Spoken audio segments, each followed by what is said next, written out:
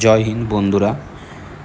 আজকে আমরা দেখছি যে ওবিসি সংক্রান্ত দীর্ঘদিন ধরে এত মামলা চলছিল, সেই মামলার অবসান ঘটল। পশ্চিমবঙ্গ বিধানসভা থেকে সবথেকে বড় আপডেট এটাই যে ওবিসি অ্যামেন্ডমেন্ট অ্যাক্ট পাস হয়েছে। কারা এই ওবিসি সার্টিফিকেটে অন্তর্ভুক্ত হয়েছে, কারা বাদ গেছে, সেই সংক্রান্ত আজ এই ভিডিওর মাধ্যমে আমি বলবো।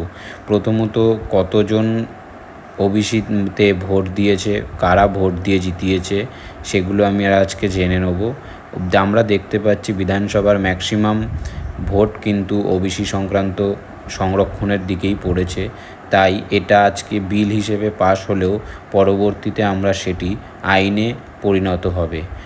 এইখানে বলা হয়েছে যে 1993 থেকে 2009 পর্যন্ত যে আদি তপশিলি জাতি ছিল, সেই জাতিগুলোকে অন্তর্ভুক্ত করা হবে, তাদেরকে যথাযোগ্য মান্যতা দেওয়া হবে এবং তার পরবর্তী পর্যায়ে যে নতুন নতুন উপজাতি জনজাতিগুলো অন্তর্ভুক্ত হয়েছে সেগুলোকে বাতিল করার নির্দেশ দেওয়া হয়েছে এই অ্যামেন্ডমেন্ট বিলে।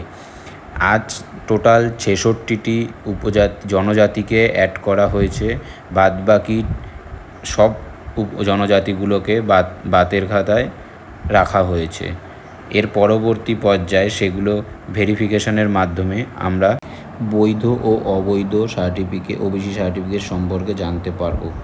এবং আমরা দেখতে পেয়েছি যে আজ 146টি পক্ষে ভোট পড়েছে এবং বিপক্ষে 17টি ভোট পড়েছে। এর থেকে প্রমাণ হচ্ছে যে এই ওবিসি সংক্রান্ত মামলাটা পরবর্তীতে আইনে পরিণত হচ্ছেই, ধরে নাও।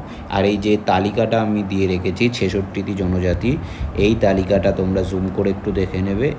কারা কারা এই জনজাতির অন্তর্ভুক্ত তারা বৈধ হিসেবেই ধরে নিও, এবং যাদের এই তালিকায় জনজাতির উপজাতির মধ্যে পড়ছে না তাদেরগুলো অবৈধ হিসেবেই ধরে নিতে হবে।